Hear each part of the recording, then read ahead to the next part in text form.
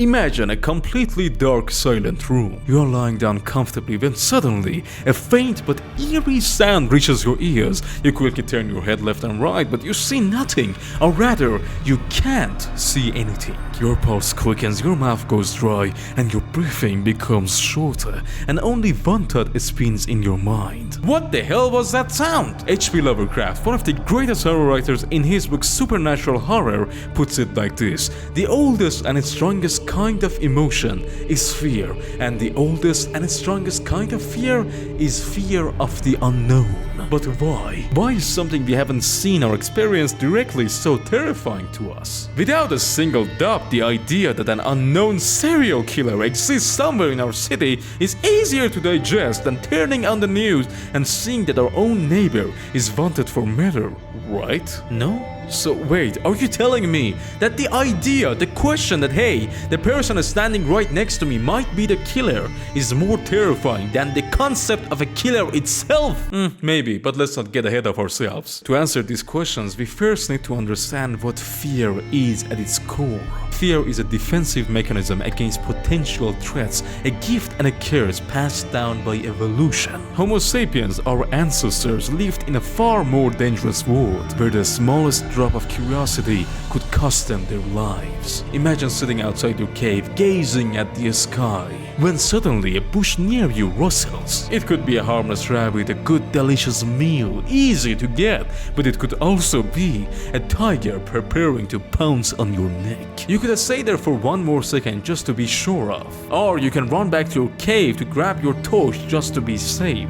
Which one is more important to you? Assuming it's just a rabbit that might run away while you go back to your cave, or assuming it's a tiger that might end your life? Modern science has proven that when we encounter something unknown, the brain's amygdala, the part responsible for fear, goes into overdrive. But the roots of fear go much deeper than that. One of the most popular film genres is horror, but directing a supernatural story without showing the monster or the entity itself might seem foolish at first glance, even laughable. Yet the Blair Witch Project from 1999 for the weekend to explore the Blair Witch proved that sometimes showing the terrified reactions of the characters and leaving out the source of the fear creates a much stronger impact on the audience. Inside our brains and psychology, the line between reality and imagination is very thin. At some point, the monster you imagine becomes too big, too terrifying. It stops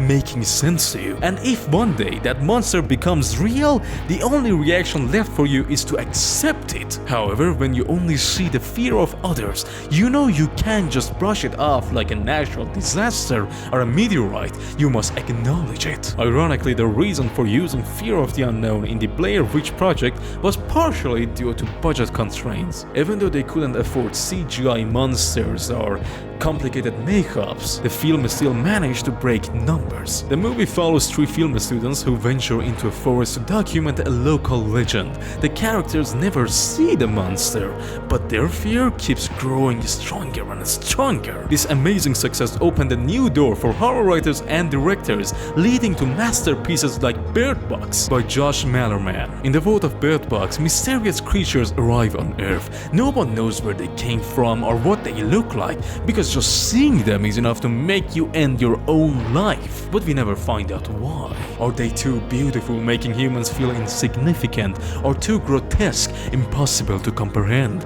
What are they? Why don't they attack us? Why don't they eat us? The only thing they seem to want is for us to look at them. After watching movies like this, I always ask myself, what if one day we could understand these creatures? Throughout history, humanity's first reaction to any major scientific discovery has been fear, until the unknown knowledge becomes understandable. I mean, come on, some people are still afraid of the fact that Earth is round. And that brings me to my next point. Can fear be taught? The Little Albert Experiment. In 1920, two psychologists, John B. Watson and Rosalie Rayner, conducted a notorious experiment that proved fear can be learned. What made this experiment so infamous? Their test subject, the lab rat, was a 9-month-old baby named Albert. At first, Albert was not afraid of anything. Not white rats, not rabbits, not even dogs. He even petted them. But the goal of the experiment was to create a reason for fear. So behind Albert, where he couldn't see, they placed a hammer and a steel bar. Whenever Albert saw the white rat, they banged the hammer, producing a harsh, jarring noise. After repeating several times, from that point on, Albert even cried at the sight of fairy coats. So if fear can be taught, how can we use it? Many historians believe that a lot of mythical creatures across different cultures were created to serve a specific purpose in society. In Persian mythology, there are creatures named Deeves, evil creatures that lurk in the shadows, waiting for the opportunity for their prey to be lost at night. That's horrible, but also back then it was useful. Because of the fear of these creatures, the number of people getting drunk and wandering around at night significantly decreased. Yokai, the mysterious spirits of Japanese folklore, serve as another example. Their forms range from mischievous tricksters to terrifying entities, and they are most famously known for their ability to shapeshift into anything. This single legend instilled a deep sense of caution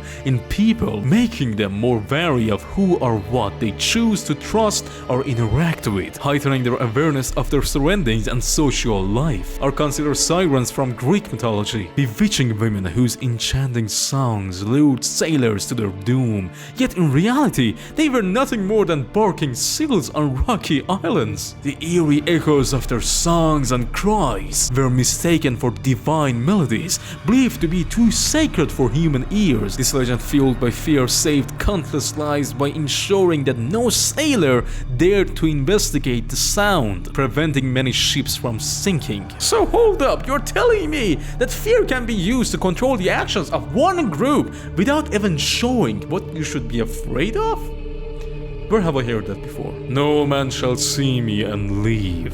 Exodus 33:20. Fear has always been one of the most powerful tools for controlling human behavior, and what better fear to wield than the fear of the unknown? Religions across cultures have used this fear to shape morality, enforce obedience, and dictate the limits of human understanding. The fear of hell, the fear of never entering heaven, the fear of facing one's own sins, the fear of Satan's deception. All of these are rooted in the unknown. They are threats that cannot be proven, only believed, and yet they have dictated human actions for centuries. Sometimes I wonder, what if the worst fear is not a punishment at all, but rather seeing the source of it all? Similar to Exodus 33:20, the same idea appears in the Quran and many other holy books. When his Lord appeared to the mountain, he made it crumble to dust, and Moses fell unconscious. And in Bible once again, who alone has immortality,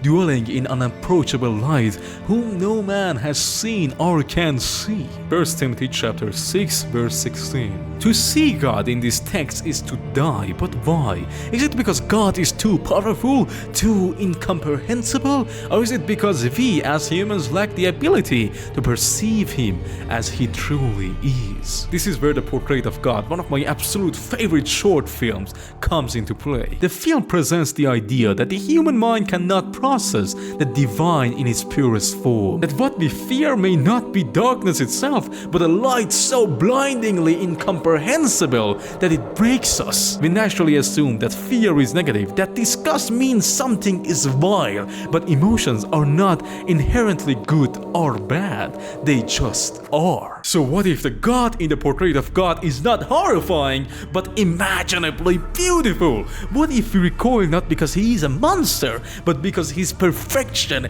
is too much for us to digest? In the Bhagavad Gita, Krishna tells Arjuna, "But you cannot see me with your present eyes, therefore I give you divine vision." Perhaps then fear is not the real barrier, perception is. Maybe religions were not only built on fear of the unknown, but on the knowledge acknowledge that humans' perception itself is flawed, that we can be made to fear something not because it is evil, but because it is beyond us. However, there is another side to this coin: Satan. Just as the divine is placed beyond human perception, so too is its supposed opposite, Satan. Across religions, Satan is framed as the ultimate deceiver, the one who corrupts, tempts, and leads humanity astray. But just like God, Satan is something we are told about, not something we can prove. Usually, the fear of Satan is used to create rules to enforce obedience. Every action, every thought, every doubt can be attributed to his influence. Now, this creates a system where questioning is far too dangerous. If you ask, why do these rules exist? The answer becomes, Satan is making you doubt. If you dare to step out of line, you are under his influence and should be punished. And this sensitive subject has been weaponized for centuries, not only by religious institutions, but rather whoever is smart enough to exploit the system and make a profit. From medieval times to the present, there has always been money to be made from fear, the promise of salvation, the threat of damnation. These are powerful tools in the hands of opportunists. Relics, prayers, exorcisms, holy water, divine approved products. Fear has always been behind the strongest economy that mankind could create, the economy of faith, where salvation has a price tag. How many fortunes have been built on the backs of the fearful? How many have been led to sacrifice their wealth, their time, their agency, all in the name of something that cannot be proven? Because that's the key.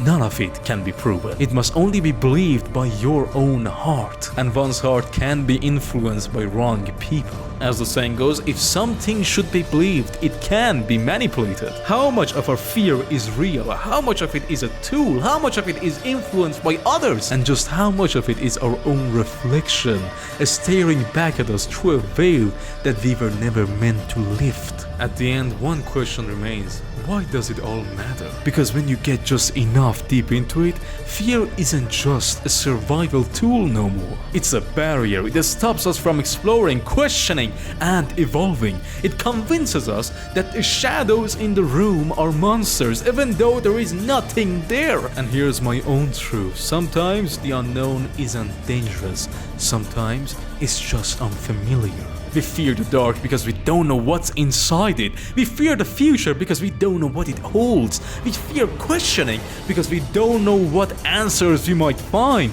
But every great discovery, every revolution of thought, every moment of growth has come from those who dared to step into the unknown.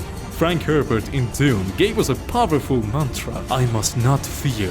Fear is the mind killer. Fear is the little death that brings total obliteration. I will face my fear. I will permit it to pass over me and through me. By understanding, you take back control. So next time when the lights go out, instead of walking away, just walk into the darkness. Maybe there is something extraordinary to be found. Fear is not an enemy, but rather a teacher. Anyhow, until next time, remember, this was my first video on this channel, so subscribe and support and drop a comment and like the video. And there is a link in the description to my other channel, my own personal one. Have a good one!